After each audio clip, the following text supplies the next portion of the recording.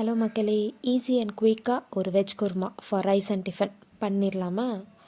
ஒரு குக்கர் வச்சுட்டு pan heat ஆனதுக்கப்புறமா 2 டேபிள் ஸ்பூன் ஆயில் ஊற்றிக்கோங்க. அதுக்கப்புறமா சில்லி ஆட் பண்ணி ஆனியன், டொமேட்டோ அண்ட் அதுக்கப்புறமா என்னென்ன மசாலாஸ் வேணுமோ எல்லாமே ஆட் பண்ணிக்கலாம். நான் என்னென்ன ஆட் பண்ணியிருக்கேன்னு பார்த்தீங்கன்னா, ஒரு டர்மரிக் பவுடர், கொரியாண்டர் பவுடர், அதுக்கப்புறமா வீட்டில் ரெடி பண்ண சில்லி பவுடர், குழம்பு மிளகாத்தூள்.